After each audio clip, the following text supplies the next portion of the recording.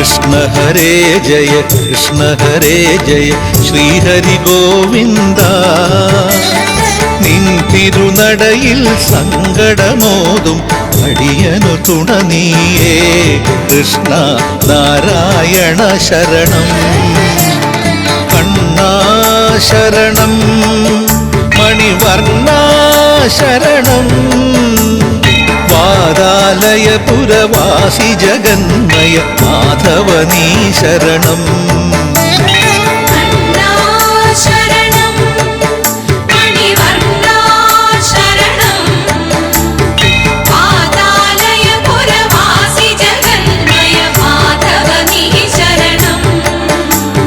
കണ്ണാ നിന്നുടെ അരികിലണഞ്ഞാൽ ജനിമൃതി മോക്ഷഫലം. നിന്നെ തൊഴുതുവലം വച്ചാലോ നിർമ്മല ഭക്തിയിലുള്ളം തെളിയും.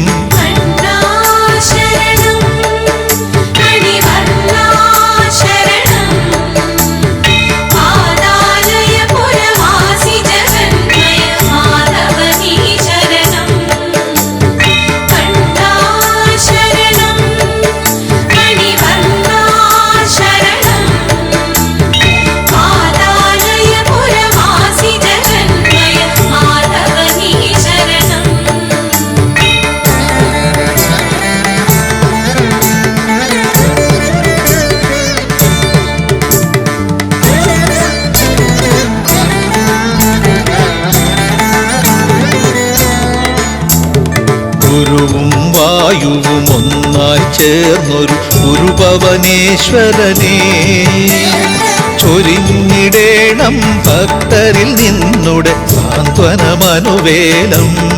കണ്ണാ എളിയവനല്ലോ ഞാൻ.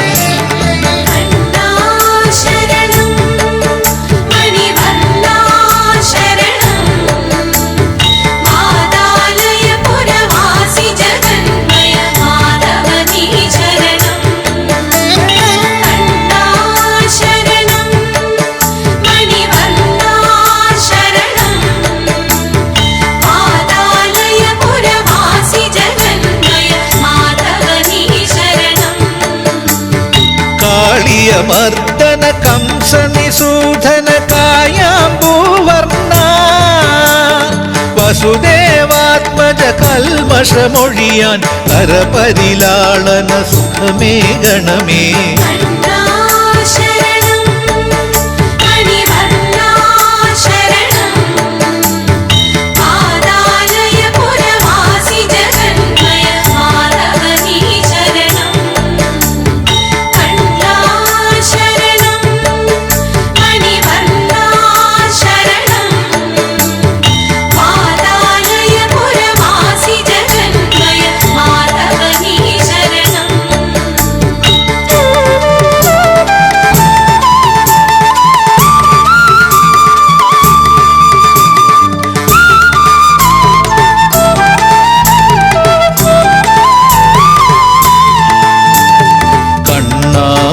കുലസേവിത പാഹി വാനവർ പൂജിതനേ രാധാമാനസ ചോരായതു കുല നായകനീ ശരണം മാനവരക്ഷകനീ ശരണം.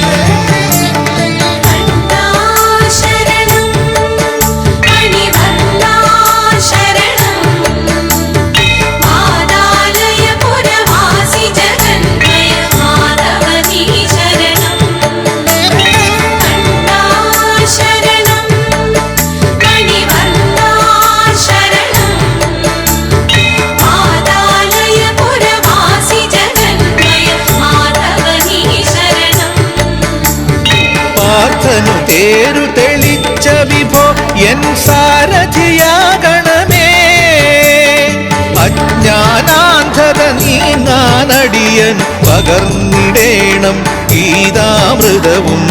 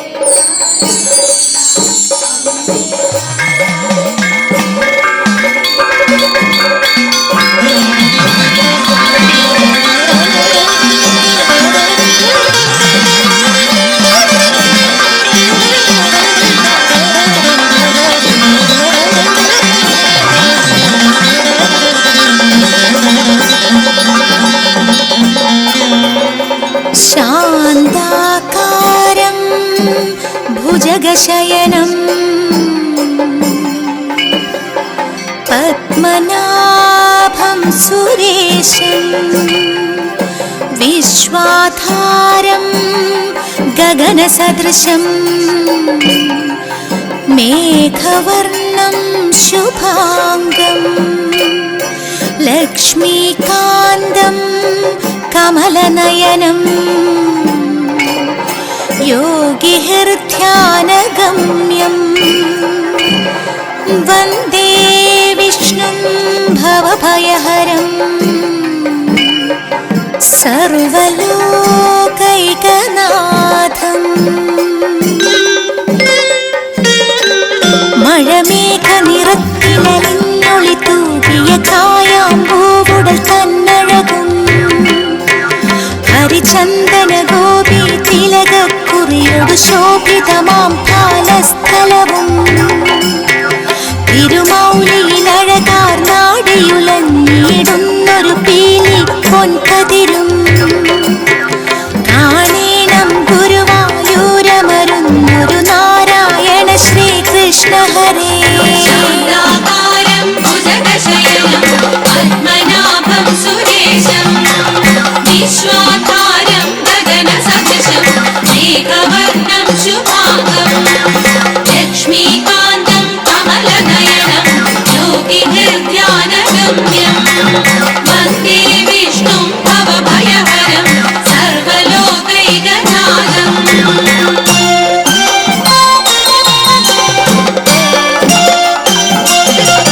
ദിനവും നിൻ തിരുനടക്കൂപ്പാനണയും ദുഃഖിതയാമെന്നുടെ മനസ്സിൽ ഭയഭക്തി നിറച്ചൊരു ശാശ്വതമാകിയ സുഖമേകുക കൃഷ്ണമുരാരേ ചൊരിയേണം പാവനമാകിയ ഭക്തിയിൽ നീന്താനൊരു വരദാനം നീ ഭഗവാനെ ഗുരുവായൂരമരുന്നൊരു നാരായണ ശ്രീകൃഷ്ണ ഹരേ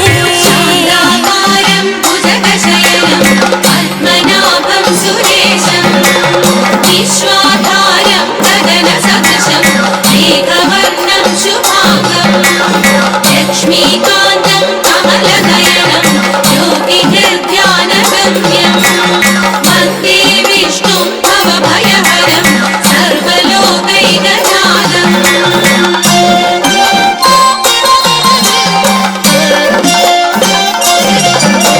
ശരണാഗതരമണ ജനമൃതികാരക പരമോന്നത ശാശ്വതമൂർത്തേ ഗുരുവേ മതിമോഹന കൃഷ്ണ നിന്റെ ചരണം ഇനിയടിയനു ശരണം തവ പാദ സരോരുഹമൊരു കുറി തൊടുവാനിനി വരമേകുക ശ്രീഹരേ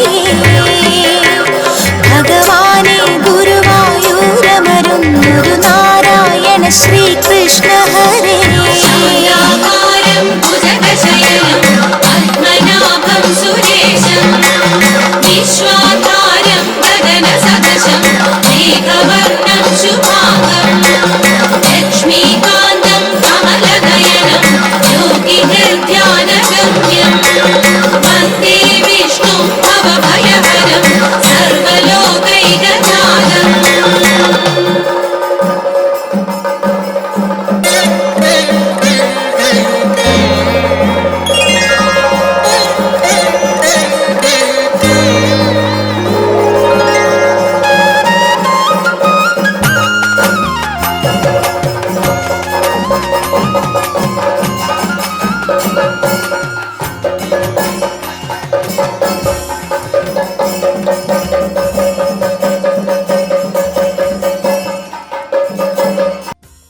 യദുകുലനായകനേ നിന്നെ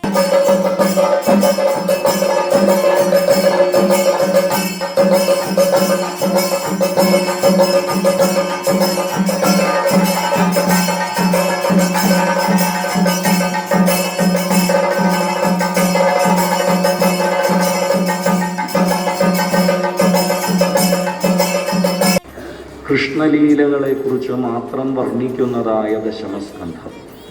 അതിൽ കൃഷ്ണൻ്റെ വൃന്ദാവന ലീലകളെ രാവിലെ വർണ്ണിച്ചു. ഉച്ചവരെയുമൊക്കെ നമ്മൾ കേട്ടത് ഭഗവാന്റെ വൃന്ദാവന ലീലകളാണ്. ദേവകീ വസുദേവന്മാരുടെ പുത്രനായിട്ട് അവതരിച്ചെങ്കിലും യശോദാമ്മയുടെയും നന്ദഗോപരുടെയും പുത്രനായി ജീവിച്ചുകൊണ്ട് ഭഗവാൻ വൃന്ദാവനത്തിൽ ആടിയ അത്ഭുത ലീലകൾ. ഉച്ചയ്ക്ക് ശേഷം പാരായണം ചെയ്തത് കൃഷ്ണൻ തൻ്റെ ജന്മദേശമായ മധുരയിലേക്ക് തിരിച്ചെത്തുന്നു. കംസവധം എന്ന ലീല ഭഗവാൻ ആടുന്നു. കാരാഗൃഹത്തിൽ നിന്ന് തൻ്റെ അച്ഛനമ്മമാരെ മോചിപ്പിക്കുന്നു.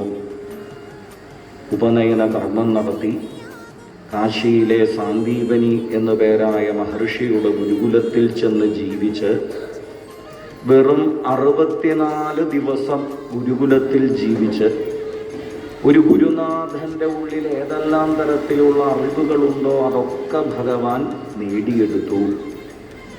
അത്ഭുതകരമായ ഭഗവാന്റെ വിദ്യാഭ്യാസവും അതിലും അത്ഭുതകരമായ ഭഗവാന്റെ ഗുരുദക്ഷിണയും, ഇതൊക്കെ മധുരാലീലകളായിട്ട് ഇന്ന് ഉച്ച കഴിഞ്ഞപ്പോൾ ഇവിടെ പാരായണം ചെയ്തു.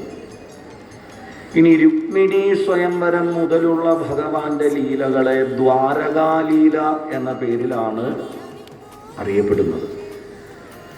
കൃഷ്ണൻ തൻ്റെ ജന്മദേശമായ മധുര ഉപേക്ഷിച്ച് സമുദ്രമധ്യത്തിലുള്ള ദ്വാരകയിലേക്ക് എത്തിച്ചേരുന്നു. ഇത് കേൾക്കുമ്പോൾ ഭാഗവത ശ്രോതാക്കൾക്ക് മനസ്സിലൊരു സംശയം ഉണ്ടാവേണ്ടതുണ്ട്. എന്തിന് കൃഷ്ണൻ മധുര ഉപേക്ഷിച്ചു? എല്ലാവരെയും സംബന്ധിച്ചിടത്തോളം അവരുടെ ജന്മദേശം, മാതൃഭൂമി, അത് കുറച്ച് പ്രത്യേകതയാണ്. കൃഷ്ണൻ ഒരു തവണയല്ല പലതവണ തൻ്റെ ജന്മദേശം ഉപേക്ഷിച്ചതാണ്. അവതരിച്ചപ്പോൾ തന്നെ മധുര ഉപേക്ഷിച്ച് അമ്പാടിയിലേക്ക് കൃഷ്ണൻ പോയി. ഇപ്പോൾ 12 വർഷങ്ങൾ കഴിഞ്ഞ് കംസവധത്തിനായിട്ട് ഭഗവാൻ മധുരയിൽ തിരിച്ചെത്തി. കുറച്ചു കാലം മധുരയിൽ ജീവിച്ചു. വിദ്യാഭ്യാസമൊക്കെ കഴിഞ്ഞപ്പോൾ വീണ്ടും ഭഗവാൻ മധുര വിട്ട് ദ്വാരകയിൽ ചെന്നു.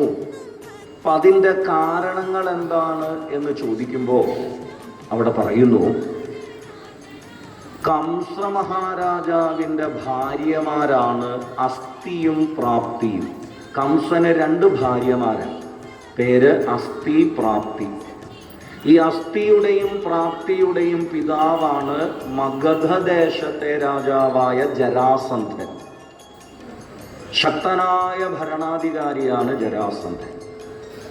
ഒരിക്കല് ജരാസന്ധൻ വളരെ ഓമനിച്ചു വളർത്തിയതായ ഒരു മതയാന എങ്ങനെയോ മതമിളകി ആ നാട് മുഴുവൻ തകർത്ത് തരിപ്പണമാക്കാൻ തുടങ്ങി. പിടിച്ചു കെട്ടുന്ന ആളുകൾക്ക് വലിയ പാരിതോഷികങ്ങളൊക്കെ ജരാസന്ധൻ പ്രഖ്യാപിച്ചെങ്കിലും ആരെ കൊണ്ടും അതിന് സാധിക്കുന്നില്ല. ഇത് മഗധദേശം നശിപ്പിച്ച് അടുത്ത ദേശങ്ങളിലേക്കൊക്കെ ചെല്ലുന്നു. അങ്ങനെ ജരാസന്ധൻ വിഷമിച്ചിരിക്കുമ്പോഴാണ് ആരോ പറയുന്നു, ഈ ആനയെ മഥുരാപുരിയിൽ ബന്ധിച്ചിട്ടിട്ടുണ്ട്. അന്വേഷിച്ചു ജരാസന്ധൻ, ആർക്കാ ഇത്രയും ശക്തി? ഉഗ്രസേനന്റെ പുത്രനായ കംസനാണിത് ചെയ്തത് എന്നറിഞ്ഞപ്പോൾ ജരാസന്ധന് വലിയ സന്തോഷമായി. അപ്പോൾ തന്നെ തൻ്റെ 2 പെൺമക്കളെയും ജരാസന്ധൻ കംസന് വിവാഹം ചെയ്തു കൊടുത്തു. മതയാനയെ പിടിച്ചു കെട്ടിയതിൻ്റെ ഒരു പാരിതോഷികമായിട്ട് തൻ്റെ 2 പെൺമക്കളെയും ജരാസന്ധൻ കംസന് വിവാഹം ചെയ്തു കൊടുത്തു. അങ്ങനെയുള്ള കംസനെ കൃഷ്ണൻ വധിച്ചു.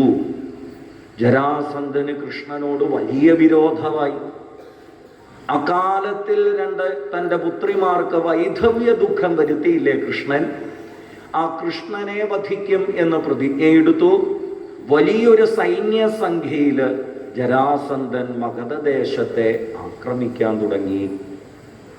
23 അക്ഷൗഹിണി എന്നൊക്കെയാണ് സൈന്യത്തിനൊരു കണക്ക് ഭാഗവതത്തിൽ പറഞ്ഞത്. ഒരക്ഷൗഹിണി എന്ന് പറഞ്ഞാൽ തന്നെ ലക്ഷക്കണക്കിന് വരും സൈന്യം.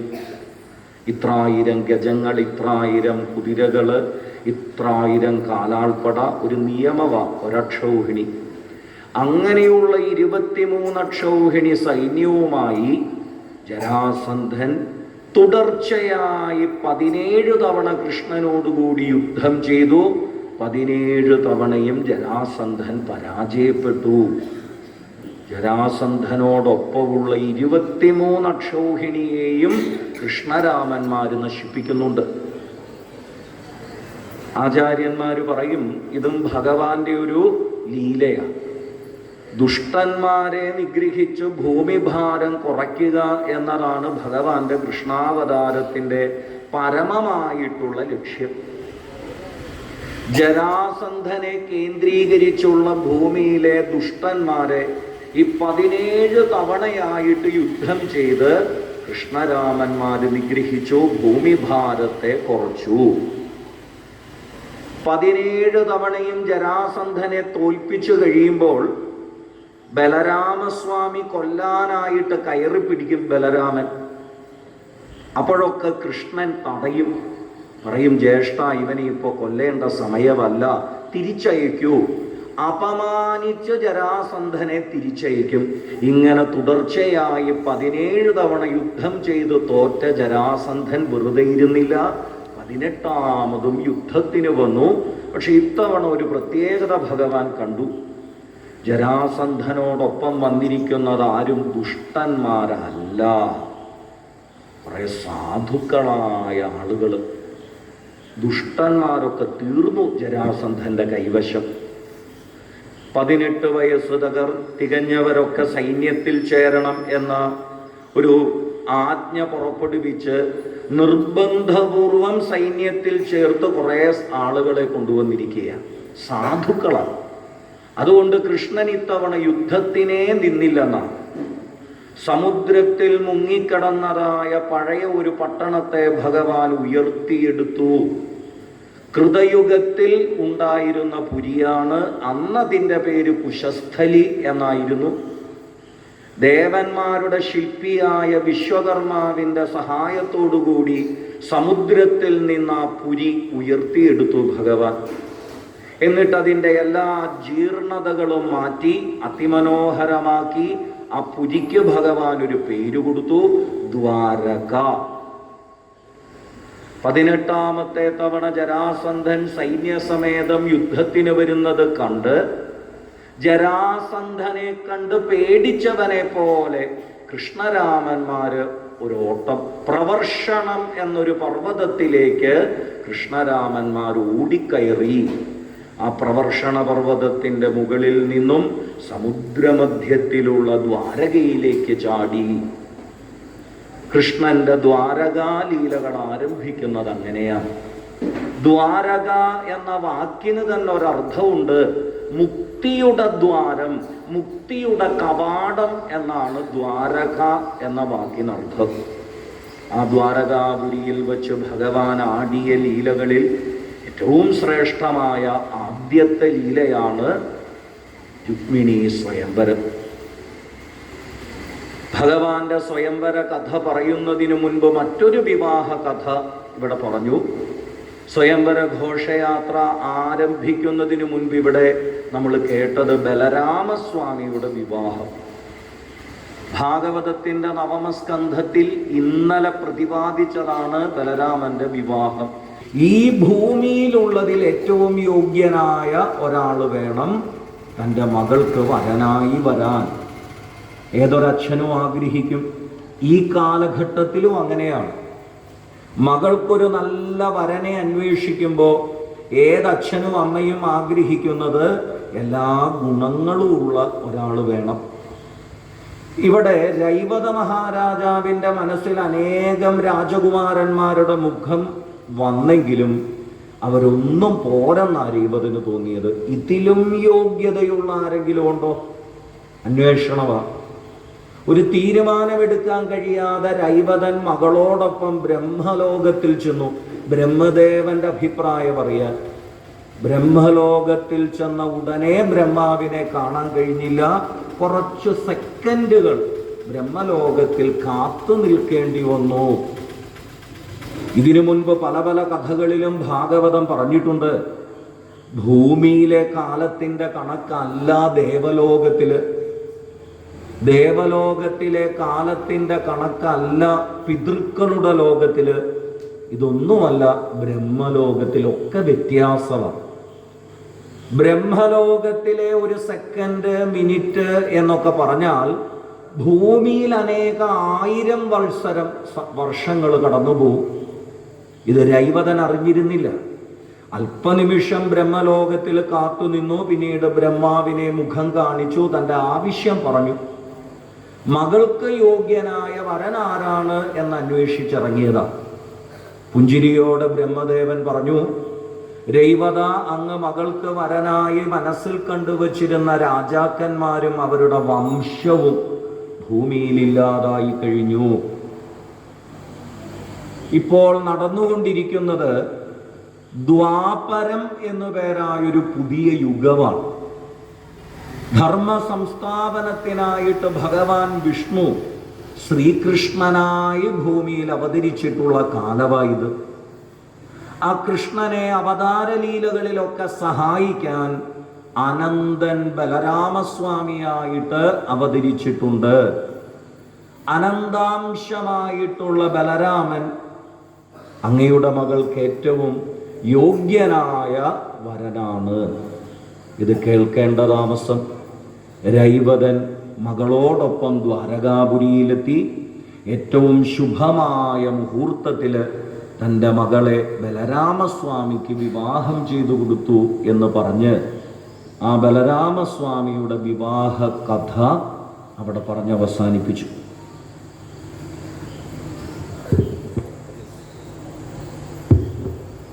ബലരാമന്റെ വിവാഹ കഥ പറഞ്ഞ് നിർത്തിയപ്പോൾ തന്നെ ഭഗവാന്റെ രുക്മിണീ വിവാഹം ഒറ്റ ശ്ലോകത്തിലായിട്ട് പറഞ്ഞു. വിദർഭ രാജ്യത്തെ രാജാവ് ഭീഷ്മകന്റെ പുത്രിയായ രുക്മിണീ ദേവിയെ രാക്ഷസീയ വിധാനത്തിൽ കൃഷ്ണൻ തൻ്റെ പത്നിയാക്കി. ഭാഗവത കഥ വളരെ ശ്രദ്ധാപൂർവം കേൾക്കുന്ന ആളാ പരീക്ഷിത്ത്. പെട്ടെന്ന് ആ സംശയം വന്നത്, എന്തുകൊണ്ട് കൃഷ്ണൻ രുക്മിണീ ദേവിയെ രാക്ഷസീയമായ രീതിയിൽ വിവാഹം ചെയ്തു? സംശയവത. പണ്ടുവതെ ഈ കാലഘട്ടത്തിലും അതെ വിവാഹം പല പല സമ്പ്രദായങ്ങളിലാണ് നടക്കാറുള്ളത്. ഇപ്പോഴും നമുക്കറിയാം, കാലത്തിനും ദേശത്തിനും ഒക്കെ അനുഗുണമായിട്ട് വിവാഹത്തിന് മാറ്റം വരും അല്ലെ? കുലത്തിൻ്റെ വ്യത്യാസമനുസരിച്ച് വിവാഹ ചടങ്ങുകൾക്കൊക്കെ മാറ്റം വരും. നമ്മൾ കാണുന്നുണ്ട്. ഓരോ നാട്ടിലും ചെല്ലുമ്പോൾ വിവാഹത്തിൻ്റെ സമ്പ്രദായങ്ങളൊക്കെ ഓരോ തരത്തിലാണ് അല്ലേ? തെക്കൻ കേരളത്തിൽ ചെല്ലുമ്പോൾ അവിടെ ഒരു വിവാഹ സമ്പ്രദായം, രീതി. വടക്കൻ കേരളത്തിലേക്ക് ചെന്നാൽ അവിടെ ഒരു സമ്പ്രദായം, ഈ നാട്ടിൽ മറ്റൊരു രീതി. ഇപ്പൊ വിവാഹത്തിൽ പല പല രീതികൾ അവലംബിക്കും. പണ്ടും അങ്ങനെയായിരുന്നെന്നാണ്. ബ്രാഹ്മമെന്നും ഗാന്ധർവമെന്നും പ്രാജാപത്യമെന്നും രാക്ഷസീയമെന്നും പൈശാചികമെന്നും വിവാഹത്തിൽ പല രീതികളാണ് പണ്ട്. ഇവിടെ പറയുന്നു, കൃഷ്ണൻ രുക്മിണീ ദേവിയെ വിവാഹം ചെയ്തത് ഒട്ടും ഉത്തമമായ ഒരു വിവാഹ സമ്പ്രദായത്തിലായിരുന്നില്ല. രാക്ഷസീയം എന്നൊരു വാക്ക് പ്രയോഗിച്ചെടുത്താണ് പരീക്ഷത്തിന് സംശയം വന്നത്. ഒരു തട്ടിയെടുക്കല്, അല്ലെങ്കിൽ ഒരു ഒളിച്ചോട്ടം, ഒരു യുദ്ധം, ഇതൊക്കെ ആ വിവാഹത്തിൽ ഉണ്ടായി എന്നത് വ്യക്തമാണ്. വിദർഭ രാജ്യത്തെ രാജാവിൻ്റെ പേരാണ് ഭീഷ്മകൻ. ഈ ഭീഷ്മക രാജാവിന് 5 പുത്രന്മാരുണ്ട്. രുക്മി, രുക്മരഥൻ, രുക്മബാഹു, രുക്മമാലി, രുക്മകേശൻ എന്നൊക്കെ പേര്. ഏറ്റവും മൂത്ത ആളിൻ്റെ പേരാണ് രുക്മി. ഈ 5 പുത്രന്മാർക്ക് ശേഷം വന്ന് ജനിച്ചവളാണ് രുക്മിണി. രുക്മിണിയുടെ മഹത്വം ഒറ്റ വാക്കിൽ, ഒറ്റ വരിയിൽ ശ്രീശുക പരബ്രഹ്മ ഋഷി പറഞ്ഞു കൊടുക്കുകയാണ്. സാക്ഷാൽ പാർവതീ ദേവിക്ക് തുല്യയായിരുന്നു രുക്മിണി. രുക്മിണിയുടെ സൗന്ദര്യത്തെക്കുറിച്ച് എത്ര വേണമെങ്കിലും ഭാഗവതത്തിൽ പറയാം, അധികമാവില്ല. രുക്മിണിയുടെ ഗുണഗണങ്ങൾ, സ്വഭാവ ഗുണമൊക്കെ വേണമെങ്കിൽ ഒരുപാട് പറയാം. അതിനൊന്നിനും ശ്രീശുക പരബ്രഹ്മർഷി മുതിർന്നില്ല. ഒറ്റ വാക്കിൽ പറഞ്ഞു, സ്വസാ സതി, പാർവതീ ദേവിക്ക് തുല്യയായിരുന്നു രുക്മിണി. ആ ഒരു വരിയിൽ, ആ ഒരു ഉപമിക്കലിലുണ്ട് രുക്മിണിയുടെ മഹത്വം മുഴുവൻ. ലോകത്തിൽ ഏത് കാലഘട്ടത്തിലും ജീവിക്കുന്ന സ്ത്രീകൾക്ക് മാതൃകയാക്കാൻ കഴിയുന്ന സ്ത്രീരത്നമാണ് പാർവതീ ദേവി. കൃതയുഗത്തിലും ത്രേതായുഗത്തിലും ദ്വാപരയുഗത്തിലും ഈ കലിയുഗത്തിലും ഒക്കെ ജീവിക്കുന്ന സ്ത്രീകൾക്ക് മാതൃകയായ സ്ത്രീരത്നമാണ് പാർവതീ ദേവി.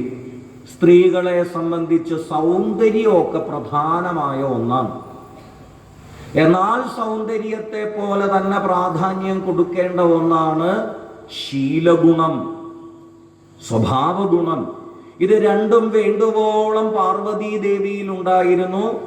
അതുകൊണ്ടാണ് അത് പരീക്ഷിച്ച് നിരീക്ഷിച്ച് അറിഞ്ഞിട്ടാണ് പരമശിവൻ പാർവതീ ദേവിയെ സ്വയംവരം ചെയ്യുന്നത്. ആ ഗുണങ്ങളൊക്കെ രുക്മിണീ ദേവിയിൽ ഉണ്ടെന്നൊരൊറ്റ വാക്കില് ശുഗപരബ്രഹ്മർഷി പറഞ്ഞു. മറ്റൊന്ന് പറഞ്ഞു, കുട്ടിക്കാലത്ത് രുക്മിണീ ദേവി അച്ഛനോടൊപ്പം രാജസദസ്സിലിരിക്കുമ്പോൾ ശ്രീനാരദനെ പോലെയുള്ള ഋഷീശ്വരന്മാര് വിദർഭ രാജ്യത്തേക്ക് വരും. ലോകസഞ്ചാരമൊക്കെ നടത്തി വരുന്ന നാരദനെ പോലുള്ള ഋഷീശ്വരന്മാര് ലോകത്തിൽ കണ്ടതായ അത്ഭുതങ്ങളെ കുറിച്ചൊക്കെ അവിടെ പറയും. അക്കൂട്ടത്തിൽ കൃഷ്ണന്റെ കഥകളും പറയും. വിദർഭ രാജാവിന്റെ തൊട്ടടുത്തിരിക്കുന്ന രുക്മിണി കേൾക്കട്ടെ എന്ന് തന്നെ തീരുമാനിച്ചാണ് നാരദാദി ഋഷീശ്വരന്മാര് കൃഷ്ണന്റെ ഗുണഗണങ്ങളെ കുറിച്ച് പറയും. കുട്ടിക്കാലം മുതൽ രുക്മിണി കൃഷ്ണകഥകൾ കേട്ടു വളർന്നു. ഒരു തിരിച്ചറിവുണ്ടായ പ്രായമായപ്പോൾ രുക്മിണി മനസ്സുകൊണ്ടൊരു തീരുമാനമെടുത്തു, എനിക്കൊരു ജീവിതമുണ്ടെങ്കിൽ അത് കൃഷ്ണനോടൊപ്പം മാത്രം. ഒന്ന് ശ്രദ്ധിക്കണേ, രുക്മിണിയുടെ കുട്ടിക്കാലം കൃഷ്ണകഥകൾ കേട്ട് വളരാൻ ഭാഗ്യം കിട്ടിയ ഒരു ജന്മമായിരുന്നു. ഇന്നിപ്പോ ഈ കാലഘട്ടത്തിൽ വളർന്നു വരുന്ന എത്രമാത്രം കുട്ടികൾക്ക് ആ ഒരു ഭാഗ്യം, സൗഭാഗ്യം കിട്ടുന്നുണ്ട് എന്ന് നമ്മളൊന്ന് ചിന്തിക്കണം. രുക്മിണിക്ക് കഴിഞ്ഞതുപോലെ ഈശ്വര കഥകൾ കേട്ട് വളരാനുള്ള ഭാഗ്യം ഈ നാട്ടിലെ എത്ര കുട്ടികൾക്കാണ് ഇപ്പൊ ലഭിക്കുന്നത്? ഞാൻ ഈ കഴിഞ്ഞ ദിവസം ഇവിടെ സൂചിപ്പിച്ചിരുന്നു, യജ്ഞശാലയിലിരിക്കുന്ന വളരെ പ്രായമായ ആളുകള് അവരുടെ കുട്ടിക്കാലത്തെ കുറിച്ച് ചിന്തിക്കുമ്പോൾ അവർക്കറിയാം, അവരുടെ ചെറുപ്പത്തില് ഈശ്വരനാമങ്ങൾ ജപിച്ചും ഈശ്വര കഥകൾ കേട്ടും ക്ഷേത്ര ദർശനം നടത്തിയും ഈശ്വരീയമായ എല്ലാ കാര്യങ്ങളുമായിട്ട് ബന്ധപ്പെട്ടുമാണ് അവർ വളർന്നു വന്നത്. ശരിയല്ലേ?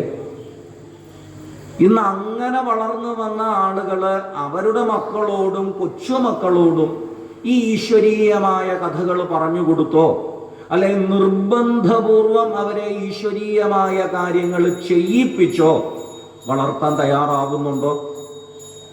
നമ്മൾ നമ്മുടെ മനസാക്ഷിയോട് തന്നെ ഒന്ന് ചോദിച്ചു നോക്കൂ. എത്ര വീടുകളിൽ ഈശ്വരപരമായ കഥകളും കാര്യങ്ങളും പറഞ്ഞുകൊടുത്ത് കുട്ടികളെ വളർത്തുന്നുണ്ട്? യജ്ഞശാലയിലേക്ക് കുട്ടികളെ തയ്യാറാക്കി കൊണ്ടുവരലില്ല എന്നത് ഉറപ്പ്. ഈ 5 ദിവസം കൊണ്ട് നമുക്കറിയാമല്ലോ. ഇന്നാണ് കുറച്ചെങ്കിലും കുട്ടികളെ നമുക്ക് ഈ യജ്ഞശാലയിൽ ഇങ്ങനെ കാണാൻ കഴിയുന്നത്. ഈ കുട്ടികൾക്കൊന്നും കഴിഞ്ഞ ദിവസങ്ങളിൽ എത്താനേ കഴിഞ്ഞില്ല. നമ്മൾ ഈ പ്രധാനമായ അവതാരവും വിശേഷാൽ കഥകളും പൂജകളും എല്ലാം സന്ധ്യ കഴിഞ്ഞാക്കിയത് എന്താണെന്നോ, പഠനത്തിൻ്റെ ജോലിയുടെ ഒക്കെ വലിയ തിരക്കുകൾ കഴിഞ്ഞ് വീട്ടിലെത്തി ഒന്ന് വേഗം തയ്യാറായി അവർക്ക് കൂടി യജ്ഞശാലയിൽ വന്ന് ഇതിലൊക്കെ പങ്കെടുക്കാൻ കഴിയട്ടെ എന്ന നല്ല ഉദ്ദേശത്തിലാണ് നമ്മളെല്ലാ ചടങ്ങുകളും ഒരു 6:45, 7 മണി ആ ഒരു സമയത്ത് ക്രമീകരിച്ചത്. പക്ഷെ എന്നിട്ട് പോലും യജ്ഞശാലയിൽ കുട്ടികൾ വരല് തീരെ ഉണ്ടായിട്ടില്ല. ഇന്നലെയും ഇന്നുമാണ് കുറച്ച് കുട്ടികളുടെ സാന്നിധ്യം നമുക്കിവിടെ അനുഭവപ്പെടുന്നത്. അപ്പൊ ഈശ്വരപരമായ കാര്യങ്ങൾ നിർബന്ധമായും കുട്ടികളിലേക്ക് നേടിക്കൊടുക്കണം. ഇത് നമ്മൾ വളരെ ശ്രദ്ധിക്കണം. രുക്മിണി സ്വയംവരം കഥയുമായിട്ട് ബന്ധപ്പെട്ട് നമുക്ക് ഇന്ന് കിട്ടുന്നൊരു വലിയ ഉപദേശം ഇതാണ്. ആധ്യാത്മികമായ കാര്യങ്ങൾ പറഞ്ഞു കൊടുക്കാൻ നമുക്ക് മറ്റ് ആധ്യാത്മിക പഠന കേന്ദ്രങ്ങളൊന്നും തന്നെ ഇല്ല. ഉണ്ടോ? ഈ ക്ഷേത്രത്തിലുണ്ടോ ഒരാധ്യാത്മിക പഠനം? ഇല്ല. വാദ്യമൊക്കെ പഠിപ്പിക്കുന്നുണ്ട്, പക്ഷെ ഒരാധ്യാത്മിക പഠനമുണ്ടോ? ഇല്ല. യജ്ഞശാലയിൽ കുട്ടികളെ കൊണ്ടുവരലും വളരെ കുറവായി. പിന്നെ അച്ഛനമ്മമാര്, മുത്തശ്ശിമാര്, മുത്തശ്ശന്മാര് തന്നെ മുൻകൈ എടുത്തെങ്കിലേ വീടുകളിലെങ്കിലും കുറച്ച് ഈശ്വരീയമായ കാര്യങ്ങൾ പറഞ്ഞു കൊടുത്ത് കുട്ടികളെ ഒരു ആധ്യാത്മികമായ അന്തരീക്ഷത്തിൽ നമുക്ക് വളർത്തിക്കൊണ്ടുവരാൻ പറ്റൂ. ഇവിടെ രുക്മിണി അങ്ങനെ ആയിരുന്നില്ല. വളരെ ചെറിയ പ്രായത്തിൽ തന്നെ ഈശ്വരപരമായ കാര്യങ്ങൾ അറിഞ്ഞ് വളർന്നു വന്നവളാണ്.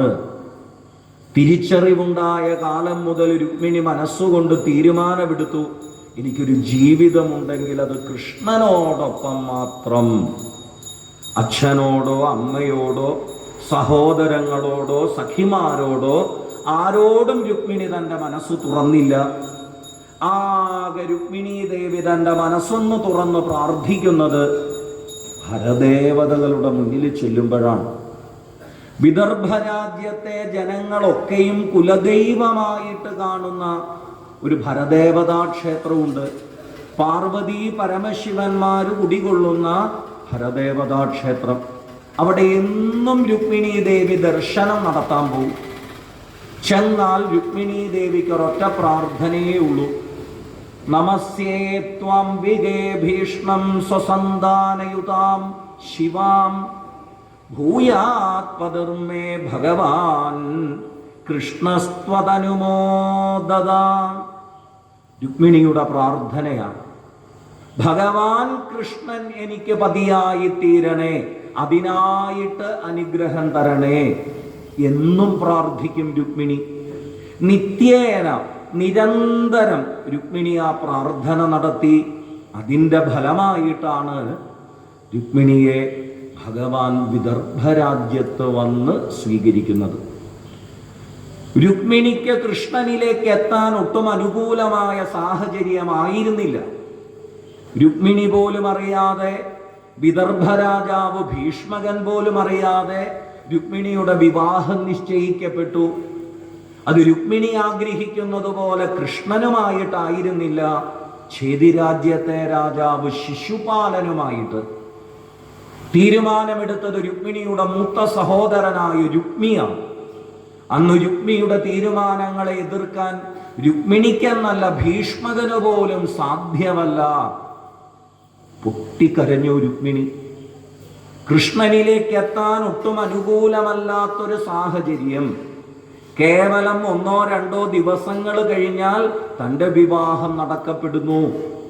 എന്തു ചെയ്യണമെന്നറിയാതെ രുക്മിണി ദേവി അന്തഃപുരത്തിനുള്ളിൽ പൊട്ടിക്കരഞ്ഞ് സങ്കടപ്പെട്ടങ്ങനെ ഇരുന്നു. ഭരദേവതകളുടെ അനുഗ്രഹം. അതുകൊണ്ട് യാദൃച്ഛികമെന്നതുപോലെ അവിടെ ഒരു ബ്രാഹ്മണനെത്തി. രുക്മിണിയുടെ സങ്കടം നിറഞ്ഞ ആ മുഖം കണ്ട് ബ്രാഹ്മണൻ അങ്ങോട്ട് പറഞ്ഞു, രുക്മിണി, ഒരു സന്ദേശം എഴുതി ദ്വാരകാപുരിയിലേക്ക് തന്നുവിട്ടോളൂ, ഞാനത് കൃഷ്ണന് കൊടുക്കാം. ആശ്രയിക്കുന്നവരെ ഒരു തരത്തിലും ഉപേക്ഷിക്കുന്ന ആളല്ല കൃഷ്ണൻ.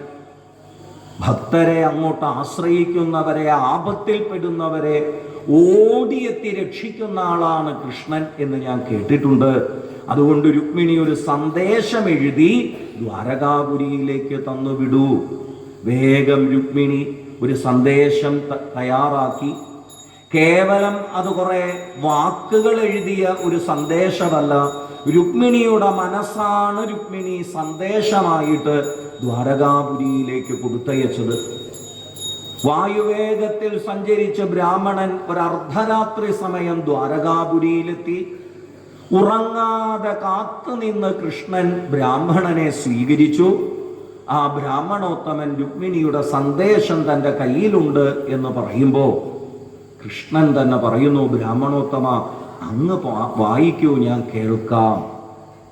അങ്ങനെ വിദർഭ രാജകുമാരി രുക്മിണി എഴുതി കൊടുത്ത സന്ദേശം അവിടെ ബ്രാഹ്മണൻ വായിച്ചു, കൃഷ്ണൻ കേട്ടു. വളരെ കുറച്ച് കാര്യങ്ങളെ രുക്മിണി തൻ്റെ സന്ദേശത്തിനുള്ളിൽ പറഞ്ഞുള്ളൂ. സന്ദേശത്തിന്റെ തുടക്കത്തിൽ രുക്മിണി കൃഷ്ണനെ സംബോധന ചെയ്ത വാക്ക് തന്നെ ഭുവനസുന്ദര ശൃണ്വതാം തേ. ഭുവനസുന്ദര എന്നാണ്. ഭുവനസുന്ദരൻ എന്താ വാക്കിനർത്ഥമെന്നോ? ഈ പ്രപഞ്ചത്തിലുള്ള മുഴുവൻ സൗന്ദര്യവും ഒന്നിച്ച് ഒരിടത്ത് ചേർന്ന് നിന്നാൽ എങ്ങനെയിരിക്കും? അതാ ഭുവനസുന്ദരൻ. ഈ പ്രപഞ്ചത്തിൽ മറ്റൊന്നിനോടും തുലനം ചെയ്യാൻ കഴിയാത്ത അത്ര സൗന്ദര്യം, അത്ര മഹത്വമാണ് രുക്മിണി കൃഷ്ണനിൽ ദർശിക്കുന്നത്. സന്ദേശത്തിൽ പറയും, നാരദാദി ഋഷീശ്വരന്മാര് പറഞ്ഞറിഞ്ഞാണ് അങ്ങയുടെ ഗുണമഹിമകളൊക്കെ ഞാൻ മനസ്സിലാക്കിയത്. വിവാഹപ്രായത്തിലേക്ക് എത്തുന്ന ഒരു പെൺകുട്ടി തൻ്റെ ഭർത്താവിൽ ചില യോഗ്യതകൾ ഉണ്ടാവണം.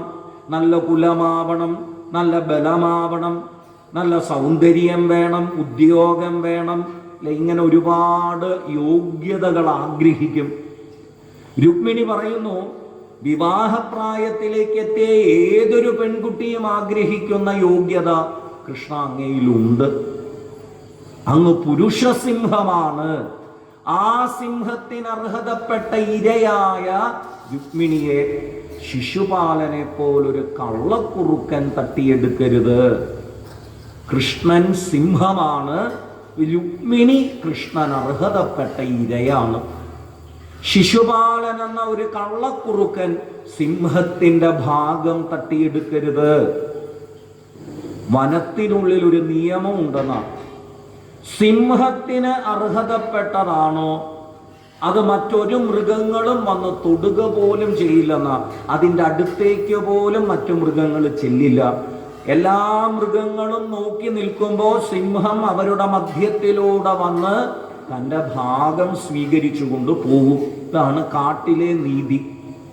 ഇവിടെ രുക്മിണി പറയുന്നു, പുരുഷസിംഹമായ അങ്ങേക്ക് മാത്രം അവകാശപ്പെട്ട രുക്മിണിയെ ശിശുപാലനെ പോലൊരു കള്ളക്കുറുക്കൻ തട്ടിയെടുക്കാൻ ഇടവന്നാൽ അപമാനം അങ്ങേക്കാണ്. അങ്ങനെ സ്വീകരിക്കുന്നു എങ്കിൽ എന്താ മാർഗം, ഉപായം ഞാൻ പറയാം. ഭരദേവതാ ദർശനത്തിന് പോകുന്ന സമയം വേണം അങ്ങനെ സ്വീകരിക്കാൻ. ഒരു ഒളിച്ചോട്ടമല്ല. എല്ലാവരും കണ്ടു നിൽക്കെ അങ്ങയുടെ വീര്യബലം കൊണ്ട് എന്നെ സ്വീകരിക്കണം. എൻ്റെ ബന്ധുക്കളെ ആരെയും നിഗ്രഹിക്കാതെ എന്നെ സ്വീകരിക്കാനുള്ള ഉചിതമായ സമയം ഭരദേവതാ ദർശനത്തിന് പോകുന്ന സമയം. സന്ദേശം അവസാനിപ്പിക്കുമ്പോൾ പറഞ്ഞു, ഈ സന്ദേശം അങ്ങ് തള്ളിക്കളഞ്ഞാൽ ഏതോ വിദർഭ രാജ്യത്തെ രാജകുമാരി ഒരു പൊട്ടിപ്പെണ്ണ് അവളുടെ ജൽപ്പനങ്ങളായിട്ട് കണ്ട് ഈ സന്ദേശത്തെ അങ്ങ് ദൂരെ കളഞ്ഞാൽ, രുക്മിണി ഒന്ന് തീരുമാനിച്ചു, വ്രതകൃശാൻ ശതജന്മഭിസ്യാത്, ഈ ജന്മത്തിൽ എനിക്ക് അങ്ങയെ നേടിയെടുക്കാൻ കഴിഞ്ഞില്ലെങ്കിൽ അങ്ങയുടെ പതിയായി തീരാൻ വേണ്ടി മാത്രം രുക്മിണി ഇനി ഒരു 100 ജന്മങ്ങൾ ജനിച്ച് കാത്തിരിക്കും. വ്രതമനുഷ്ഠിക്കും, തപസ്സനുഷ്ഠിക്കും, അങ്ങയെ തന്നെ പതിയായി നേടിയെടുക്കും. രുക്മിണി സന്ദേശം പൂർണ്ണമായി. ശ്രീമദ് ഭാഗവതം രുക്മിണി സ്വയംവരം കഥ ഇങ്ങനെ ഭംഗിയായിട്ട് പറഞ്ഞു തരുന്നുണ്ട് നമുക്ക്. ഈ കഥയുടെ അലങ്കാരങ്ങളൊക്കെ മാറ്റിവെച്ചു കഴിഞ്ഞാൽ രുക്മിണി സ്വയംവരം കഥ നമുക്കൊരു തത്വം പറയും, ഉപദേശിക്കും. ജീവാത്മാവിന്റെ പ്രതീകമായ രുക്മിണി പരമാത്മാവായ കൃഷ്ണനിലേക്ക് ലയിച്ചതാണ് രുക്മിണി സ്വയംവരം. ഇത് തത്വം. രുക്മിണി മാത്രമല്ല, നമ്മൾ ഓരോരുത്തരും ജീവാത്മാക്കളാണ്. ജീവാത്മാക്കളായ നമുക്കൊക്കെ ആത്യന്തികമായിട്ട് എത്തേണ്ടത് പരമാത്മാവായിരിക്കുന്ന കൃഷ്ണനിലേക്കാണ്.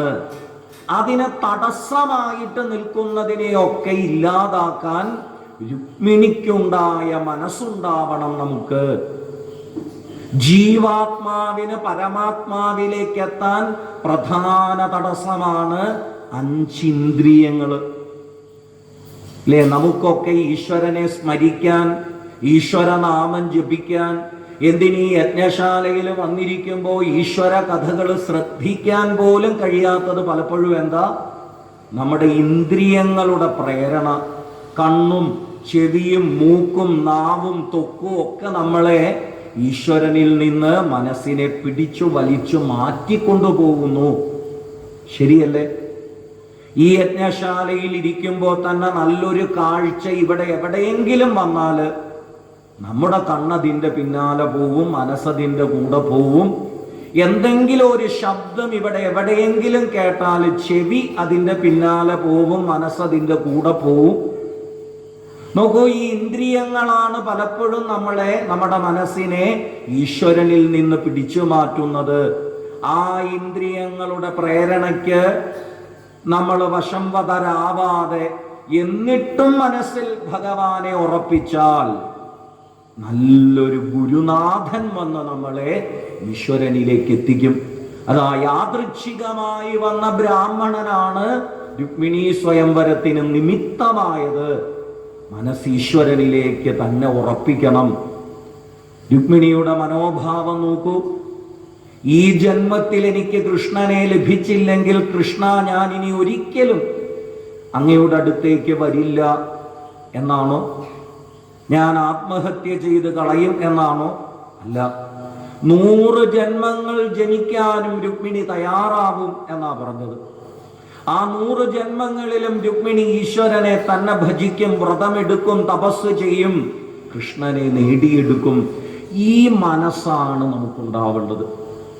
ഈ ഒരു ജന്മം കൊണ്ട് നമ്മുടെ എല്ലാ തരത്തിലുള്ള പ്രാരബ്ധങ്ങൾ അവസാനിക്കണം, എന്നിട്ട് ജീവൻ ഭഗവാനിലെത്തണം എന്നാണ് നമ്മുടെ ആഗ്രഹം. അതിനാണ് നമ്മുടെ പരിശ്രമം. ഒരുപക്ഷെ അതിന് കഴിഞ്ഞില്ലെങ്കിലോ ഒട്ടും നിരാശയില്ല നമുക്ക്. ഇനി എത്ര ജന്മങ്ങൾ ജനിക്കണോ ആ ജന്മങ്ങളിലൊക്കെ ഇതുപോലെ നമ്മൾ പരിശ്രമിക്കും. ഒടുവിൽ ഈശ്വരനിലേക്ക് ഈ ജീവനെ എത്തിച്ചേ അടങ്ങൂ. ഈ ഒരു ഭാവമാണ് രുക്മിണിയിൽ നിന്ന് നമുക്ക് പഠിക്കേണ്ടത്. രുക്മിണി സന്ദേശം വായിച്ചു കേട്ടതായ ഭഗവാൻ ബ്രാഹ്മണനോടൊപ്പം വിദർഭ രാജ്യത്ത് വന്നു. വിവാഹ ദിവസം രാവിലെ ഭരദേവതാ ദർശനം നടത്താൻ തയ്യാറായി രുക്മിണീ ദേവി ചെല്ലുന്നു. എന്നും നടത്തുന്ന പ്രാർത്ഥന അന്നും രുക്മിണീ ദേവി നടത്തി. കൃഷ്ണൻ എനിക്ക് പതിയാവണം, അതിന് മഹാദേവി മഹാദേവൻ അനുഗ്രഹിക്കണം പ്രാർത്ഥിച്ച് തീർത്ഥവും പ്രസാദവും ഒക്കെ സ്വീകരിച്ച് ക്ഷേത്രത്തിൻ്റെ പടിക്കെട്ടുകൾ ഒന്നൊന്നായിട്ട് രുക്മിണി ഇറങ്ങി വരുമ്പോൾ കൃഷ്ണൻ രഥവുമായിട്ട് അവിടെ കാത്തു നിൽക്കുന്നു. അനേകം ആളുകളാണ് രുക്മിണിയെ കാണാൻ ആ വീതിയിൽ കാത്തു നിൽക്കുന്നത്. രാജാക്കന്മാരും ജനങ്ങളും ഒക്കെയുണ്ട്. രുക്മിണി തൻ്റെ മൂടുപടമൊന്ന് മാറ്റി നോക്കി. കൃഷ്ണൻ എവിടെ? തന്നെ കൊണ്ടുപോവാൻ കൃഷ്ണൻ വന്നിട്ടുണ്ട് എന്ന് ബ്രാഹ്മണോത്തമൻ വന്നു പറഞ്ഞു. ആ കൃഷ്ണൻ എവിടെയാ വന്നു നിൽക്കുന്നത്? രുക്മിണി നോക്കിയെടുത്ത് തന്നെ രഥവുമായിട്ട് കൃഷ്ണനുണ്ട്. രുക്മിണിയുടെ മുന്നിലേക്ക് സാവധാനം രഥം ചലിപ്പിച്ചു ഭഗവാൻ. ക്ഷേത്രത്തിൻ്റെ പടിക്കെട്ടുകൾ ഇറങ്ങി രുക്മിണി താഴേക്ക്. ആ പടിക്കെട്ടുകളുടെ സമീപം ഭഗവാൻ തൻ്റെ ദിവ്യ രഥം കൊണ്ടുവന്ന് നിർത്തി. രുക്മിണിയുടെ നേരെ തൻ്റെ കരം നീട്ടി ഭഗവാൻ. വിവാഹത്തിലെ ഏറ്റവും പ്രാധാന്യമുള്ള പാണിഗ്രഹണമെന്ന കർമ്മം അവിടെ നടന്നു. രുക്മിണി തൻ്റെ കരം ഭഗവാന്റെ കൈകളിലേക്ക് ചേർത്തു വച്ചു. രുക്മിണിയെ രഥത്തിലേക്ക് ആനയിച്ചു ഭഗവാൻ.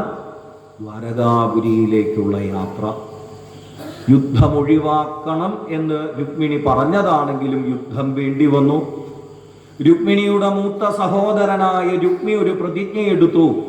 ഞാൻ കൃഷ്ണനെ വധിക്കും, സഹോദരിയെ വീണ്ടെടുക്കും, എന്നിട്ട് ഈ രാജ്യത്ത് തിരിച്ചു പ്രവേശിക്കൂ. യുദ്ധം. ആ യുദ്ധത്തിൽ രുക്മിയെ വധിക്കാൻ ഭഗവാൻ ഒരുങ്ങിയതാണ്. രുക്മിണീ ദേവി തടഞ്ഞതുകൊണ്ട് മാത്രം ഭഗവാൻ നിഗ്രഹിച്ചില്ല. മീശയും കേശവും ഛേദിച്ചു വിരൂപനാക്കി രുക്മിയെ രഥത്തിൽ ബന്ധിച്ചിട്ടു. ഈ സന്ദർഭത്തിൽ ബലരാമസ്വാമി എണ്ണിയാലൊടുങ്ങാത്ത സൈന്യവുമായിട്ട് ദ്വാരകയിൽ നിന്ന് വിദർഭ രാജ്യത്തെത്തി. യുദ്ധം ചെയ്യാൻ നിന്നവരെയൊക്കെ ബലരാമനും സൈന്യവും നേരിട്ടു പരാജയപ്പെടുത്തി. കൃഷ്ണ രുക്മിണിമാരുടെ അടുത്തേക്ക് ബലരാമൻ ചെല്ലുമ്പോൾ കാണുന്ന രംഗവിധ, വിരൂപനായിട്ട് രുക്മി രഥത്തില് ബന്ധനസ്ഥിതനായിട്ട് കിടക്കുന്നു. വേഗം ബലരാമൻ രുക്മിയെ അഴിച്ചുവിട്ടു. കൃഷ്ണനോട് പറഞ്ഞു, കൃഷ്ണ, ഈ ചെയ്തതൊട്ടും ധർമ്മമായില്ല. ബന്ധുക്കളെ അപമാനിക്കുക എന്ന് പറഞ്ഞാൽ അവരെ വധിക്കുന്നതിന് തുല്യമാണ് കൃഷ്ണ. ഈ ചെയ്തതൊട്ടും നന്നായില്ല. എന്താ ചെയ്യേണ്ടത്? ധർമ്മമെന്താ? രുക്മിണിക്കും കൃഷ്ണനും ആ യുദ്ധഭൂമിയിൽ വച്ച് ബലരാമൻ ഉപദേശം കൊടുക്കുന്നു. ഒരു കുടുംബ ജീവിതം നയിക്കുമ്പോൾ അവിടെ ഭാര്യാഭർത്താക്കന്മാരറിയേണ്ടത്, അനുഷ്ഠിക്കേണ്ടതായ മുഴുവൻ കാര്യങ്ങളും ബലരാമസ്വാമിയിൽ നിന്ന് കൃഷ്ണരുക്മിണിമാര് നേടിയെടുത്തു. ജീവിതത്തിൽ ഉണ്ടാവുന്ന ഏതൊരനുഭവത്തിലും മനസ്സിനെ തളരാതെ എങ്ങനെ ഉറപ്പിച്ചു നിർത്തണം, അതാണ് ബലരാമസ്വാമിയുടെ ഉപദേശത്തിന്റെ രത്നച്ചുരുക്കം. സുഖകരമായ അനുഭവങ്ങൾ വരുമ്പോഴും ദുഃഖം നിറഞ്ഞതായ അനുഭവം വരുമ്പോഴും ഈ രണ്ടവസ്ഥയിലും മനസ്സിനെ ഒരുപോലെ പിടിച്ചു നിർത്താൻ കഴിയണം. ഈ ഉപദേശങ്ങൾ സ്വീകരിച്ചുകൊണ്ടാണ് കൃഷ്ണരുക്മിണിമാരുടെ വിവാഹം. നാളെ രാവിലെ നമ്മൾ കേൾക്കുന്ന ആദ്യത്തെ അധ്യായത്തിൽ കേൾക്കുന്ന കഥ, രുക്മിണീ ദേവിയിൽ നിന്ന് ഭഗവാന്റെ പ്രഥമപുത്രൻ ജന്മമെടുത്തു. എന്നാൽ പ്രസവഗൃഹത്തിൽ നിന്ന് തന്നെ ആ കുട്ടിയെ ശംബരൻ എന്ന അസുരൻ തട്ടിയെടുത്തു കൊണ്ടുപോയി. നാളെ രാവിലെ കേൾക്കുന്ന കഥയാണ്. ഈ യജ്ഞശാലയിൽ ഇരിക്കുന്ന ചിലരെങ്കിലും ധരിക്കുന്നുണ്ട്, കൃഷ്ണൻ ഈശ്വരനായതുകൊണ്ട് കൃഷ്ണന്റെ ജീവിതത്തിൽ ദുഃഖമില്ല, രുക്മിണി ലക്ഷ്മിയുടെ അവതാരമായതുകൊണ്ട് രുക്മിണിയുടെ ജീവിതത്തിൽ സങ്കടങ്ങളില്ല, എൻ്റെ ജീവിതത്തിലേ ഉള്ളൂ ദുഃഖം. അങ്ങനെ ആരെങ്കിലും ചിന്തിക്കുന്നുണ്ടെങ്കിൽ ഇപ്പൊ അത് മാറ്റിക്കൊള്ളൂ. നമ്മളൊക്കെ ജീവിതത്തിൽ അനുഭവിക്കുന്ന ദുഃഖത്തെക്കാൾ വലിയ ദുഃഖമാണ് കൃഷ്ണരുക്മിണിമാരുടെ കുടുംബ ജീവിതത്തിൽ. താൻ പ്രസവിച്ച, ജന്മം കൊടുത്ത കുഞ്ഞ് മരിച്ചോ ജീവിച്ചിരിക്കുന്നോ എന്നറിയാതെ 16 വർഷക്കാലം കൃഷ്ണരുക്മിണിമാര് ജീവിക്കേണ്ടി വന്നു. എത്ര വലിയ ദുഃഖമായത്! തൻ്റെ പുത്രന്റെ മുഖമൊന്ന് കാണാൻ കഴിയാതെ രുക്മിണിയും കൃഷ്ണനും ദ്വാരകാപുരിയിൽ ജീവിച്ചു. അത്രയും വലിയ ദുഃഖം ഇന്ന് നമുക്കുണ്ടോ? സമ്പത്ത് കുറഞ്ഞു എന്ന ദുഃഖം കാണുമല്ലേ ചിലർക്ക്? സന്താനങ്ങളില്ലെന്ന വിഷമം ചിലർക്കുണ്ടാവാം. മറ്റുള്ളവർക്ക് ജീവിതത്തിൽ ഉള്ളതുപോലുള്ള സൗഭാഗ്യങ്ങൾ എൻ്റെ ജീവിതത്തിൽ ഇല്ല എന്ന പരിഭവം പലർക്കും ഉണ്ടാവാം. കൃഷ്ണരുക്മിണിമാരുടെ കുടുംബജീവിതത്തിൽ അങ്ങനാണോ? അല്ല, വലിയ ദുഃഖം അനുഭവിച്ചു. ദേവീഭാഗവതത്തിൽ പറയും, പുത്രനെ നഷ്ടപ്പെട്ട ദുഃഖത്തിൽ കൃഷ്ണൻ വനത്തിൽ പോയി മഹാദേവിയെ തപസ് ചെയ്യുക പോലും ചെയ്തു. എന്തുകൊണ്ട് ഇങ്ങനെ സംഭവിച്ചു എന്ന് ദേവിയോട് തന്നെ ചോദിക്കും കൃഷ്ണൻ. അനേക വർഷം കഴിഞ്ഞാണ് ഭഗവത് പുത്രൻ ശംബരാസുരനെ നിഗ്രഹിച്ച് ദ്വാരകയിൽ തിരിച്ചെത്തി. ദ്വാരക കൃഷ്ണപുത്ര ജന്മോത്സവം കൊണ്ടാടി. നോക്കൂ, കൃഷ്ണന്റെ കുടുംബജീവിതത്തിൽ പോലും ഉണ്ടായി നഷ്ടങ്ങൾ, അവിടെയും ഉണ്ടായി അപ്രതീക്ഷിതമായ ചില ദുഃഖങ്ങൾ. അവിടെയൊക്കെ സമചിത്തതയോടുകൂടി അതിനെ നേരിടാൻ കൃഷ്ണരുക്മിണിമാർക്ക് സാധ്യമായി. ബലരാമാദികളിൽ നിന്ന് കിട്ടിയ ഉപദേശമാണ് കാരണം. അപ്പൊ നല്ല നല്ല ഉപദേശങ്ങൾ കൊടുത്താവണം വിവാഹപ്രായത്തിലേക്ക് എത്തിയ കുട്ടികളെ നമ്മൾ കുടുംബജീവിതത്തിലേക്ക് നയിക്കാൻ. ബലരാമന്റെ നേതൃത്വത്തിൽ കൃഷ്ണരുക്മിണിമാര് ദ്വാരകാപുരിയിലേക്ക് എത്തിച്ചേരുന്നു. ദ്വാരകാപുരി വളരെ കമനീയമായിട്ട് അലങ്കരിച്ചു. വേദജ്ഞന്മാരായ വിപ്രന്മാര് വിധിച്ചതുപോലെ രുക്മിണിയെ ഭഗവാൻ തൻ്റെ ആദ്യ പത്നിയാക്കി അവിടെ മാറ്റുന്നു. അപ്പൊ ഭഗവാന്റെ ദിവ്യമായ രുക്മിണീ സ്വയംവരത്തിൻ്റെ ഭഗവാൻ നിശ്ചയിച്ചതായ മുഹൂർത്തം സമാഗതമായി. എല്ലാവരും വളരെ ഭക്തിയോടെ വളരെ പ്രാർത്ഥനാപൂർവം യജ്ഞശാലയിലിരിക്കുക. ഇനി പാരായണം ചെയ്യേണ്ട ശ്ലോകം തന്നെ ദ്വാരകാപുരിയിലേക്ക് എത്തിച്ചേരുന്നതും വിവാഹ വിധി അനുസരിച്ച് രുക്മിണിയെ കൃഷ്ണൻ തൻ്റെ പത്നിയായി സ്വീകരിക്കുന്നതും. കൃഷ്ണരുക്മിണിമാർ അനുഗ്രഹിക്കണേ എന്ന് പ്രാർത്ഥിക്കുക. എല്ലാ യജ്ഞശാലയിലും പറയാറുണ്ട്, ആചാര്യന്മാരൊക്കെ പറയും, ഒരു കുടുംബ ജീവിതം ഏറ്റവും സന്തോഷകരമായി തീരണമെങ്കിൽ, അത് സംതൃപ്തിയോടുകൂടി മുന്നോട്ട് കൊണ്ടുപോകണമെങ്കിൽ ഭഗവാന്റെ അനുഗ്രഹം ഉണ്ടെങ്കിലേ പറ്റൂ. ഇന്ന് വിവാഹത്തിൽ ഏറ്റവും കൂടുതൽ പ്രാധാന്യം കൊടുക്കുന്ന ആളുകളാണ് നമ്മൾ. മതത്തിന്റെ പൊരുത്തം, ജാതിയുടെ പൊരുത്തം, സമ്പത്തിന്റെ പൊരുത്തം, ഉദ്യോഗത്തിന്റെ പൊരുത്തം, വിദ്യാഭ്യാസത്തിന്റെ പൊരുത്തം, ജ്യോതിഷപ്രകാരമുള്ള 10 പൊരുത്തം, ഇങ്ങനെ എല്ലാം നോക്കി നമ്മൾ എടുക്കുന്ന വിവാഹബന്ധം പോലും ഏറ്റവും ഭംഗിയാവാറില്ല. അതുപോലും പാതി വഴിയിൽ ഉപേക്ഷിക്കുന്നതാണ് പലപ്പോഴും നമ്മൾ കാണാറ്. അപ്പൊ ഇവിടെ നമ്മുടേതായ തെരഞ്ഞെടുപ്പല്ല പലപ്പോഴും നന്നാവല്, ഈശ്വരനായിട്ട് തെരഞ്ഞെടുക്കുന്നതേ നന്നാവൂ. അപ്പൊ ഈ നാട്ടിലെ കുട്ടികളുടെ ഒക്കെ ജീവിതത്തില് ഭഗവാന്റേതായ ഒരു തെരഞ്ഞെടുക്കല് അതുണ്ടാവണേ എന്ന് ഈ മാല ചാർത്തുമ്പോഴും ദീപാരാധന നടക്കുമ്പോഴും എല്ലാവരും പ്രാർത്ഥിക്കുക. മാല ചാർത്തി ദീപാരാധന കഴിഞ്ഞ് എഴുന്നേൽക്കണം എന്ന ആഗ്രഹമുള്ളവർ എഴുന്നേൽക്കാവൂ, അതിനിടയ്ക്കൊന്നും എഴുന്നേൽക്കാൻ പാടില്ല.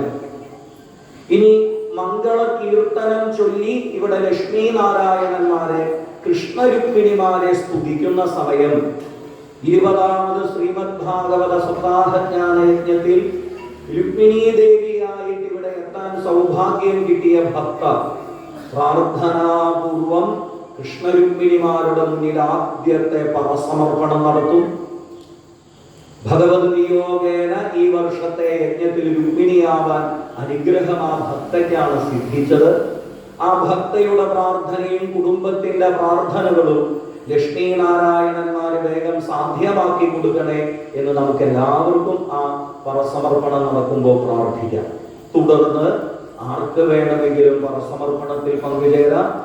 ഇന്ന് രുക്മിണീ സ്വയംവരത്തിന്റെ ഏറ്റവും പ്രാധാന്യമുള്ള സമർപ്പണം ഇവിടുത്തെ വരാഹമൂർത്തിയുടെ ഭക്തകൾ ഭഗവാന്റെ മുന്നിൽ സമർപ്പിക്കുന്ന തിരുവാതിര കളിയാണ്. അതിന് വളരെ നേരത്തെ തന്നെ ദിവസങ്ങൾക്ക് മുന്നേ ഒക്കെ തയ്യാറെടുത്ത് അവർ നീങ്ങിയിട്ടുണ്ട്.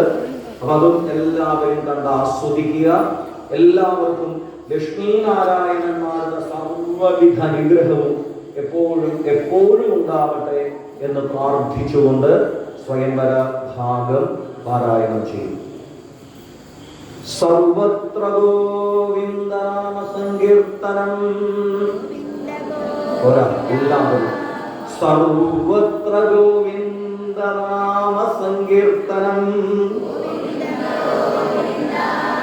ശ്രീശുക ഉവാച ഏവം ഭഗവതാ തന്മീ രാമേണ പ്രതിബോധിത വൈമനസ്യം പരിത്യജ്യ മനോബുദ്ധ്യാ സമാധത്തെ പ്രാണാവശേഷ ഉത്സൃഷ്ടോ ദിഗ്ബൃഹദബലപ്രഭ സ്മരൻ വിരൂപകരണം വിതതാത്മമനോരഥ ചക്രേ ഭോചകടം നാമ നിവാസായ മഹത്പുരം അഹത്വാ ദുർമതിം കൃഷ്ണമപ്രത്യൂഹ്യ യദീയസീം കുണ്ഡിനം ന പ്രവേക്ഷ്യാമി ഇത്യുക്ത്വാ തത്രാവസദരുഷാ.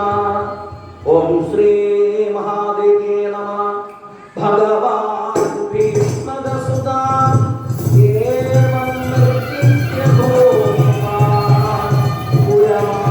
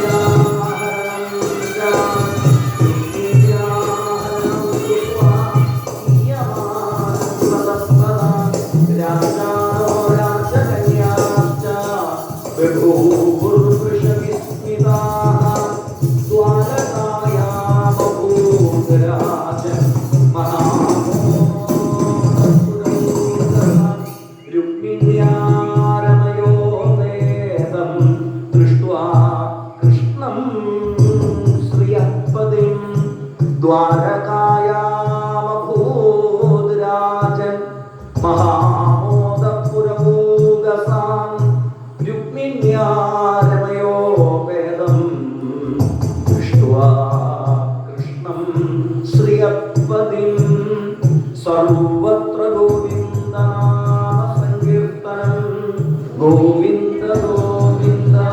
ഇതി ശ്രീമദ്ഭാഗവതേ മഹാപുരാണേ ദശമസ്കന്ധേ ഉത്തരാർദ്ധേ രുക്മിണ്യുദ്വാഹേ ചതുഃപഞ്ചാശതമോऽധ്യായ. സർവത്ര ഗോവിന്ദനാമസങ്കീർത്തനം ഗോവിന്ദ ഗോവിന്ദ.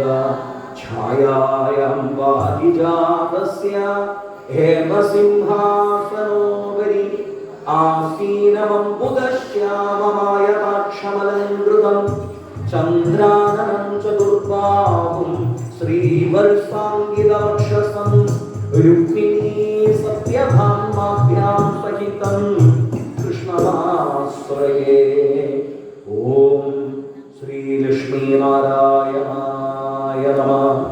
ഓം സംസദിദ്യുവസേ വൃഷന്നഗ്നേ വിശ്വാന്നര്യ ആയുവസ്പദേ സമിധ്യസേ സനോ വസൂന്യാഭര സംഗശ്ചത്വം സംവദത്വം സംഭോമനാംസി ജാനതാം ദേവാഭാഗം യഥാ പൂർവേ സഞ്ചാനാനാമുപാസതേ സമാനോ മന്ത്രസ്തമിതി സമാനി സമാനം മനസ്സഹ ചിത്തമേഷാം സമാനം മന്ത്രമഭിമന്ത്രയേവ സമാനേന വോഹ വിഷാജുഹോമി സമാനീവാകൂതി സമാനഹൃദയാനിവ സമാനമസ്തു വോ മനോ യഥാവ സുസ്വഹാസ്വതി.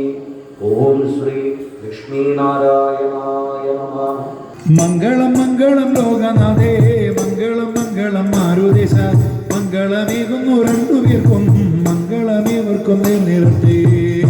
മംഗളം ലോകനാഥേ മംഗളം മംഗളം മാരുദേശ മംഗളം നൽകട്ടെ രണ്ടുപേർക്കും മംഗളമേവർക്കും നേർന്നിടട്ടെ. മായ മനോഹരൻ മാധവന്റെ മാംഗല്യമെന്നു നാം പോഷിക്കുന്നു മാലോകരൊക്കെയും ഒത്തുയർന്നു മേളക്കൊഴുപ്പുകൾ കൂട്ടിടവേ.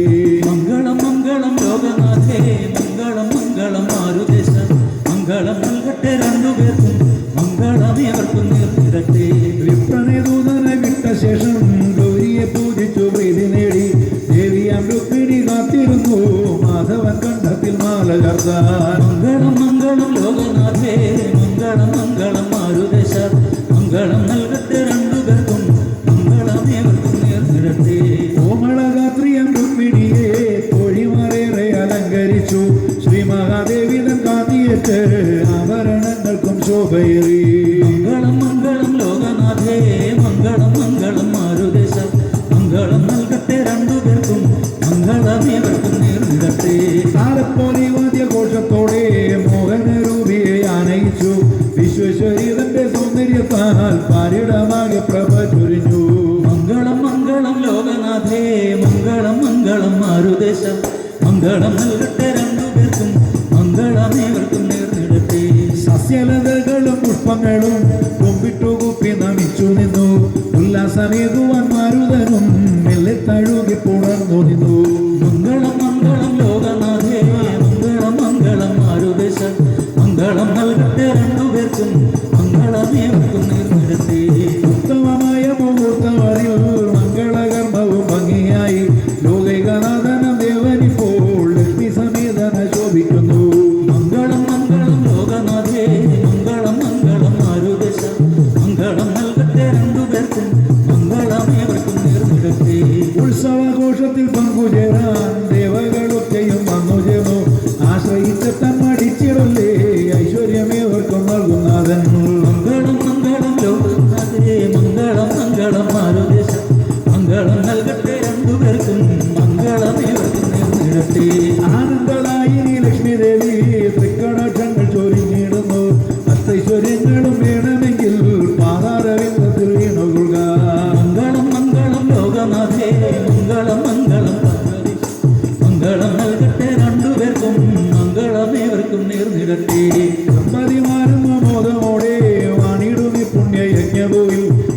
മംഗളഹാരതി ഏറ്റുവാങ്ങാൻ ഉത്തമ ശ്രേഷ്ഠ മുഹൂർത്തമത്രേ. മംഗളം മംഗളം ലോകനാഥേ മംഗളം മംഗളം മാരുദേശ മംഗളം നൽകട്ടെ രണ്ടുപേർക്കും മംഗളമേവർക്കും നേർന്നിടട്ടെ മംഗളം നൽകട്ടെ രണ്ടുപേർക്കും മംഗളമേവർക്കും നേർന്നിടട്ടെ. മംഗളം നൽകട്ടെ രണ്ടുപേർക്കും മംഗളമേവർക്കും നേർന്നിടട്ടെ മംഗളമേവർക്കും നേർന്നിടട്ടെ. മംഗളമേവർക്കും നേർന്നിടട്ടെ മംഗളമേവർക്കും നേർന്നിടട്ടെ. സർവത്ര ഗോവിന്ദനാമ സങ്കീർത്തനം. ഗോവിന്ദ ഗോവിന്ദ. സജ്ജനങ്ങളെ, ലക്ഷ്മി നാരായണന്മാരുടെ മുന്നിൽ ഇനി ആർക്ക് വേണമെങ്കിലും വന്ന് നിങ്ങളുടെ പ്രാർത്ഥന പരസമർപ്പണമായി നടത്തി പ്രാർത്ഥിക്കാവുന്നതാണ്. അംബികാപാദാരവിന്ദ വന്ദനങ്ങൾ ചെയ്തുകൊണ്ട് അംബുജാക്ഷിമാർ തൊള്ളുന്ന രാജകന്യയും ആളിമാർ മനോജ്ഞമാണി സാദരം വിട്ടുകൊണ്ടു കിളിയാടി മെല്ലെ മെല്ലെ മല്ലലോചന. നാരായണ നാരായണ നാരായണ നാരായണ നാരായണ നാരായണ നാരായണ നാരായണ നാരായണ നാരായണ നാരായണ നാരായണ നാരായണ. പഞ്ചവാസിയായ ഉപസഞ്ചയത്തിനന്തികത്തിൽ സഞ്ചരിച്ചു സാരസാക്ഷി രുക്മിണി മോദാൽ. മഞ്ചവാസിയായ ഉപസഞ്ചയത്തിനന്തികത്തിൽ സഞ്ചരിച്ചു സാരസാക്ഷി രുക്മിണി മോദാൽ. പത്മനാഭനാശുചന്ദ്ര പങ്കജാക്ഷി മൗലിനന്റെ പാണിപങ്കജം പിടിച്ചു തേരിലെത്തിനാർ. പത്മനാഭനാശുചന്ദ്ര പങ്കജാക്ഷി മൗലിനന്റെ പാണിപങ്കജം പിടിച്ചു തേരിലെത്തിനാർ. നാരായണ നാരായണ നാരായണ നാരായണ നാരായണ നാരായണ നാരായണ നാരായണ നാരായണ നാരായണ നാരായണ നാരായണ നാരായണ. വാമലോചനെ വരിക കോമളാംഗനെ കൃശാംഗി രാമ സഹോദരനെ ശരമമർമ്മണി. വാമലോചനെ വരിക കോമളാംഗനെ കൃശാംഗി രാമ സഹോദരനെ ശരമമർമ്മണി. പ്രാണനായികെ നിനക്ക് നാണമെന്തിനിന്ന് നിന്റെ പ്രാണവല്ലവൻ മുകുന്ദനേശ ഞാനടോ. പ്രാണനായികെ നിനക്ക് നാണമെന്തിനിന്ന് നിന്റെ പ്രാണവല്ലവൻ മുകുന്ദനേശ ഞാനടോ. നാരായണ നാരായണ നാരായണ നാരായണ നാരായണ നാരായണ നാരായണ നാരായണ നാരായണ നാരായണ നാരായണ നാരായണ നാരായണ. കൊണ്ടൽ വേണി നിന്നെ കൊണ്ടുപോകുമെന്നു തന്നെ നൂനം കൊണ്ടൽ വർണ്ണനെന്നു നാമമുള്ള ഞാനടൂ. കൊണ്ടൽ വേണി നിന്നെ കൊണ്ടുപോകുമെന്നു തന്നെ നൂനം കൊണ്ടൽ വർണ്ണനെന്നു നാമമുള്ള ഞാനടൂ. നിന്നോട് വിയോഗമന്നി കൊണ്ടെരിഞ്ഞെരിഞ്ഞെരിഞ്ഞ് പിന്നെ നിന്നോട് ശരീരമിത്ര നാളടോ. നിന്നോട് വിയോഗമന്നി കൊണ്ടെരിഞ്ഞെരിഞ്ഞെരിഞ്ഞ് പിന്നെ നിന്നോട് ശരീരമിത്ര നാളടോ. നാരായണ നാരായണ നാരായണ നാരായണ നാരായണ നാരായണ നാരായണ നാരായണ നാരായണ നാരായണ നാരായണ നാരായണ നാരായണ. ചന്ദ്രപാദ സംഗമേ ചന്ദ്രകാന്തമെന്ന പോലെ ചന്ദ്രമോടു ശീത ശീതമിന്നു മാനസം. ചന്ദ്രപാദ സംഗമേന ചന്ദ്രകാന്തമെന്ന പോലെ ചന്ദ്രമോടു ശീത ശീതമിന്നു മാനസം. കണ്ണീരുള്ള ജന്മലാഭമിന്നെനിക്കു പൂർണ്ണമായി കന്യകാമണി വേഗേന പോകനാമടോ. കണ്ണീരുള്ള ജന്മലാഭമിന്നെനിക്കു പൂർണ്ണമായി കന്യകാമണി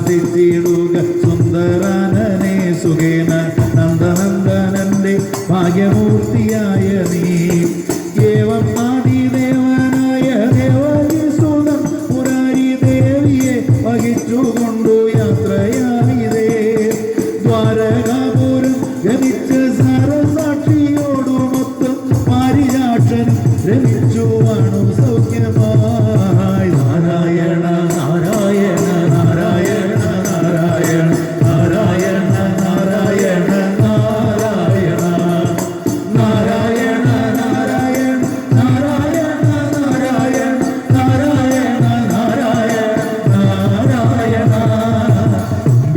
പാദാരവിന്ദ വന്ദനങ്ങൾ ചെയ്തുകൊണ്ട് അംബുജാക്ഷിമാർ തൊഴുന്ന രാജകന്യയും ആളിവാണി സാദരം വിട്ടുകൊണ്ട് കേളിയാടി മെല്ലെ നല്ല ലോചന നാരായണ നാരായണ ഹരി നാരായണ നാരായണ നാരായണ നാരായണ നാരായണ നാരായണ നാരായണ നാരായണ നാരായണ നാരായണ നാരായണ നാരായണ നാരായണ നാരായണ നാരായണ നാരായണ നാരായണ ഹരി നാരായണ ഹരി ഹരി നാരായണ ഹരി ഹരി ഹരി നാരായണ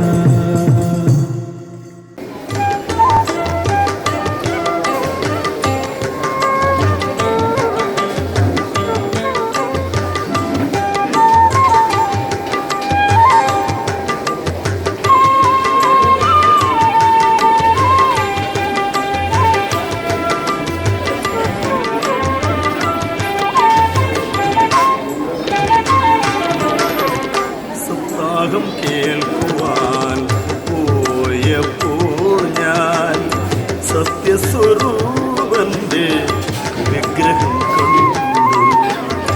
സപ്താഹം കേൾക്കുവാൻ പോയപ്പോൾ ഞാൻ സത്യസ്വരൂപന്റെ വിഗ്രഹം കണ്ടു.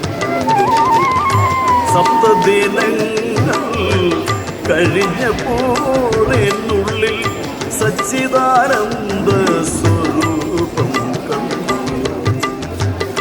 സപ്തദിനങ്ങൾ കഴിഞ്ഞപ്പോൾ എന്നുള്ളിൽ സച്ചിദാനന്ദ സ്വരൂപം കണ്ടു. സച്ചിദാനന്ദ സ്വരൂപം കണ്ടു. സപ്താഹം കേൾക്കുവാൻ പോയപ്പോൾ ഞാൻ സത്യസ്വരൂപന്റെ വിഗ്രഹം കണ്ടു.